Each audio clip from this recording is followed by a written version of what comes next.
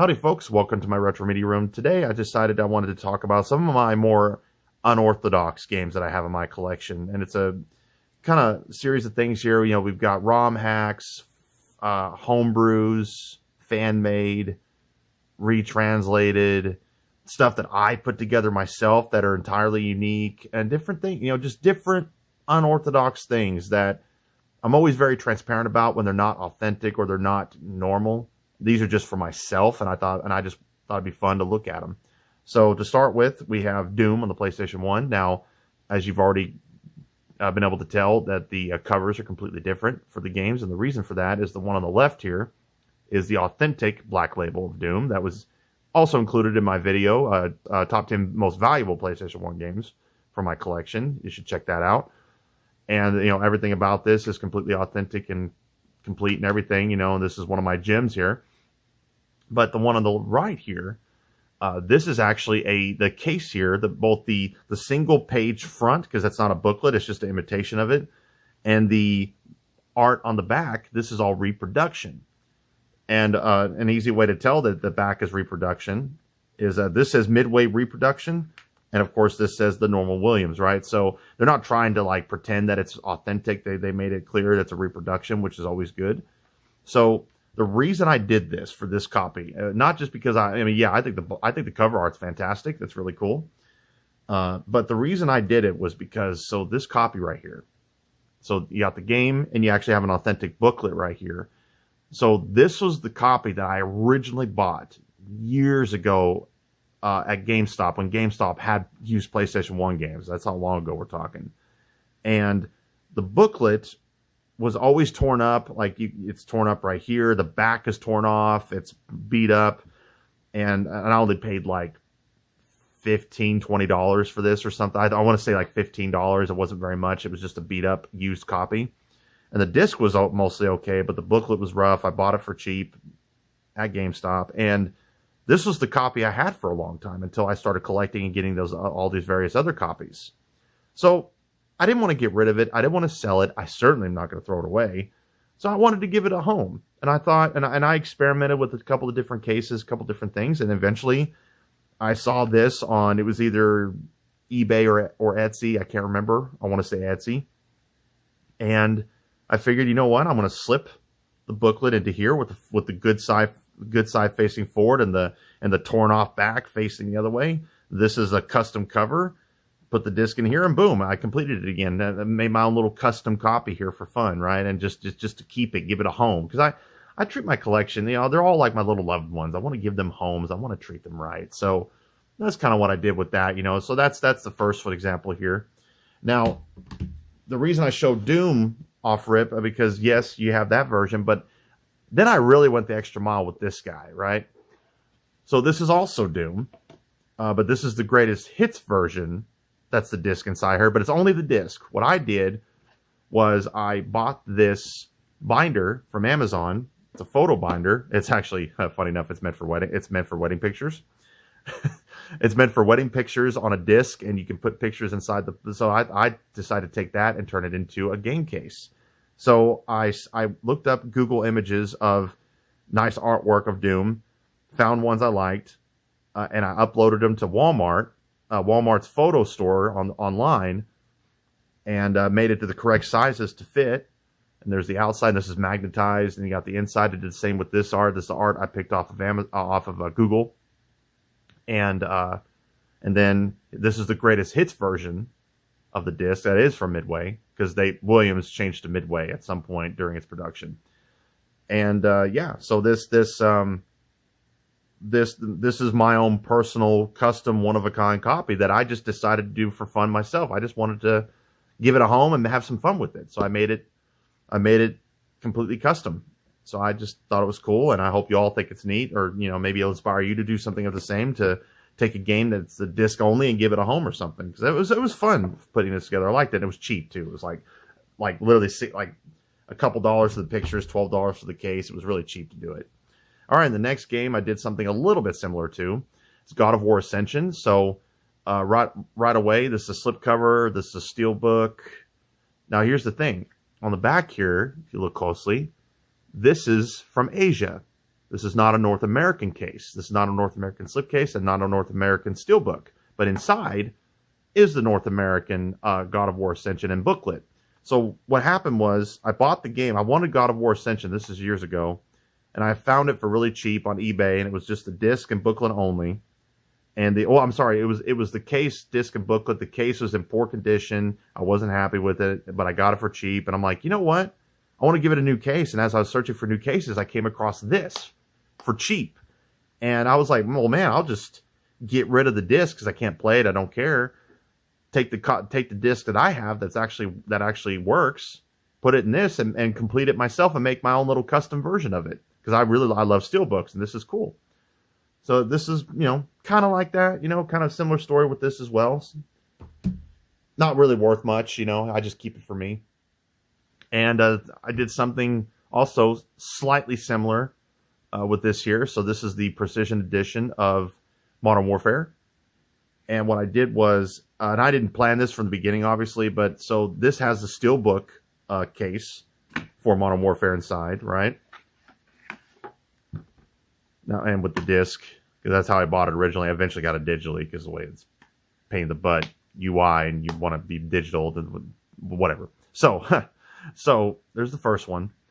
Then I got the second game. I bought it. I downloaded it digitally, bought it for my brother for Christmas, and then I gave him the regular game, kept the steelbook, and so I have just the steelbook of Modern Warfare 2 as part 2 of this set. And then recently I got Modern Warfare 3 digitally, and I just bought the steelbook off of eBay for like $10. And so now I have the entire steelbook trilogy of all the Modern Warfares that so happens all the way back to the beginning. They all fit together inside this guy. And the only thing I took out was like the thing that was in here was like that was inside this big pocket here was like some custom thumb pads or something. I don't really care about those. And this is in here. I just keep it in there. So yeah, I just did this for me. I just thought it was cool. The fact I was able to make my own little trilogy set here with steelbooks. So yeah, just being creative with it, having fun with it. No big deal. And the next game, that's a little bit different here. So, all right. So not this game. We got this, the first one, Magical Quest starring Mickey Mouse. This was on another video I did, talking about Super Nintendo Hidden Gems. I recommend this game. It's great. So this is, the first one, North American release, complete copy. Everything's kosher. And then the sequel, Circus Mystery starring Mickey and Minnie. This is, even though I didn't know this for many years that it had a sequel, and then found out that this is actually a sequel. It's just got a different name to it, but it's the same engine. It's you can tell it's very much the same game. Very much the next game in the series. And so I got this and it was like, oh, well, found out about that. Then I'm like, oh, there's a part 3. But wait, the part 3 in North America is only handheld. It never left Japan on the Super Famicom. So, wanting to play it and wanting to have it, what I did was I got a homebrew of Magical Quest 3. And this is a custom case from this is actually a vertical version of the custom case from GamingRelics.com that I use all the time. And this right here is a homebrew of the game. So this is not authentic because it never made it to North America. So this is translated and custom made and brought here. So this is just a cool way for me to actually play the game. Obviously, it's not really worth anything. It's just for me to be able to play. It's just a neat thing to have to complete the games because, well, it never came over here except for the Nintendo DS or whatever it was. Now, that's another thing I wanted to note while we're looking at it. So with homebrews, and there's different ways you can tell when a homebrew, when a game is inauthentic or authentic. The easiest way on its face to tell if a game is authentic or not authentic with Super Nintendo, original Nintendo, and so on games is the official Nintendo seal. Take a real close. I mean, it's hard to tell on camera, but when you take a close look at this, now obviously you can tell the artwork. This looks good. This is a well done thing, but you can tell it's like they took it. It's stretched out. It doesn't really look. It doesn't look perfect. But the Nintendo seal of approval, it never looks right. So when you look at a authentic game, let's say this quarterback game here for the NES, and maybe the camera will pick it up.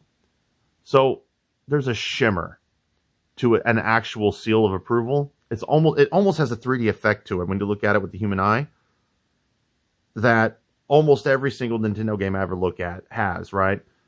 Now, there's nothing's absolute, but I'm saying this is an easy way to tell without opening it up and looking, because they can never 100% replicate a motherboard in the game. They will never look exactly like an authentic one. That's the absolute way to tell. But other than opening it up, you just look at the seal of approval and look very closely at the shimmer. You kind of get an idea of what they tend to look like. And then when you look at the lack of shimmer on with the human eye on a reproduction, it's not the same. It's blurry, it's yellowish, it's not the same kind of gold. It doesn't shimmer versus the background. So that's my little tip for if you want to just eyeball a game and make sure that it's authentic, aside from the obvious like wear and scratches and everything, that's not perfect, it's not absolutely pristine, is take a look at, just eyeball the little seal of approval, and that'll actually give you a pretty strong indication of whether or not it's authentic. Just a little tip there. All right. And the next game is another case of it was never brought to North America. And they're actually, Limited Run Games is actually doing this soon. So this is the copy I've had for years now, but Limited Run Games is actually going to bring this to North America officially. So that's cool. So the original Clock Tower on Super Nintendo. So here's an example of a game that this is and then there's going to be a few more like this. This is a complete reproduction. Everything about this, obviously the case, more gaming relics, and even in the booklet, a custom made booklet. I won't bother taking it out. It's a little bit pain to take it out, and then the custom game. And it is a very well done homebrew game when you look at it. Very well done. It looks authentic. I love the artwork, but this is just, even though I've played it, it's really good. It's a little buggy. I've had it freeze on me where I had to restart the game because it locked up and stuff. So it's not perfect, but it's just a neat way to experience certain games that you otherwise are unable to play outside of like getting a Super Famicom version, right? And it's not translated, and this is all translated and everything, right? And the same goes for this game, Star Ocean. So this is basically the first Star Ocean, and it was on the Super Nintendo originally. Didn't know that for many years. And only recently they ported the PSP version, which was the only time it was in North America, of the PlayStation 1 version. And now that's on current consoles. That's how I actually am playing it now. But before that came out, this is what I got because I wanted to have a way of experiencing Star Ocean, the first Star Ocean, because I've only played it from the second one on PlayStation 1. So when I got this at the time, I thought, oh well, I'll buy a custom game so I can, because otherwise I had either. I mean, now granted, mind you, there's always emulation for all these things. I'm just talking as like I want to have physical versions of things, but emulation is always an answer to if you want to just play something you don't care about anything else, you just want to be able to play it. There's always emulation out there, right? I'm fully aware of that, but I don't deal with emulation very much. So this is an interesting copy. So it's got a black cart. It looks really nice. They did a very good job on this. Actually, I put this in here, but I'm actually gonna keep this out and put it with something that's authentic. I don't remember doing that. And of course, it has the custom booklet. So every bit of this is reproduction. Every bit of this is reproduction. But it's cool for what it is, So it was neat. I just kept it. Obviously, I don't really have much use for it anymore in terms of gameplay. Although it is a way to experience what the Super Nintendo version was like, so it does have its use. It still has its use. And another version, another example. So this right here. Now, Snow Brothers is a $300 game, or give or take. So, yeah, that's not what this is. This is a reproduction. Every bit of this is reproduction. I did this for me because I rented it as a kid. I didn't get it when it was cheaper to get. Now it's super expensive. I'm probably never going to get it physically. So, but I want to play it. It's a fun game. So, because it's nostalgic because I played it when I was a kid. So, and this is, of course, once again, GamingRelics.com case. And the booklet and game are from Etsy. You know, so, and it functions just like the real thing. Now, once again, when you look closely at the artwork, aside from other imperfections that it's harder for the camera to tell, when you look at that official Nintendo seal of quality, it doesn't have anywhere near the shimmer that an authentic one has, right? And the booklet is cool and it looks neat, but once you get to physically looking at it, the way it's blurry and it's not the same, you know, it's just the way the lettering is blurry and it's not the same. It's not authentic. And I would never try to pass it off as authentic. And I would never sell it because I bought it for me. And only me. I would never, I would only sell this to like somebody I knew personally, like, hey, I'll give, hey, you want this for $15? Yeah, I'll take it for $15, and I give it to somebody I know personally that really wants it and they know what they're getting. I would never post this online and try to sell it because I just wouldn't do that. Don't want to go down that path, me personally. So, and finally, probably one of my most expensive games and everything that's led up to this is my Final Fantasy VII NES homebrew. So, yeah, I have quite the story with this. So, take a look here. So this is from, once again, Gaming Relics. He put out a version of this box that was really nice. There's different. I think there's different versions of the homebrews for Final Fantasy VII. I don't think they're all the same one. I don't know for sure. I played this once just to check it out. I don't want to play it too much more, and I'll explain why. So now there's so many parts of this. So like this is a poster I got from Etsy, and came with this as the booklet got from Etsy. That came with the case that we're going to see here in a minute.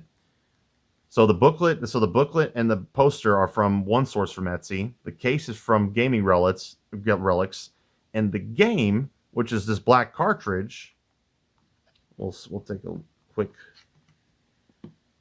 look here gently, is from Bishop Bros that I had to email and request they make me a copy, and it was $190. So look, Final Fantasy VII is my favorite game of all time. I thought this was really cool. I just said, screw it. I want to get this for me. This is something neat, right? So the game was $200, or the game was $190 or so dollars. I bought direct from that guy that had to email his email. I don't even know if he does these anymore. This is years ago. This is back in 2015.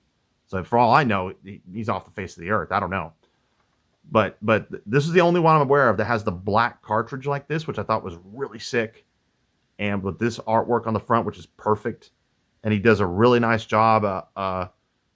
YouTube channel recommended this version and put his email out there, and that's how I found out about it. And that put me on the journey to making it a complete copy of a game. And along that journey, well, I tried many cases, and the fact that I found a booklet too and a poster, I was like, well, that's just awesome, right? This is like a total complete premium game. But along the way, well, I ran into a bunch of different iterations of the boxes. And to start with, we have this version, which is good. I like this a lot. It's not game, and none of the rest of these are Gaming Relics. They're just like eBay, Etsy, random. Like half of them are Etsy, some are eBay. I can't remember. But got this one. This is the first one. I was like, oh, I'm actually pretty happy with this. It's pretty good, custom made. Love the inside artwork, fantastic. So this is nice.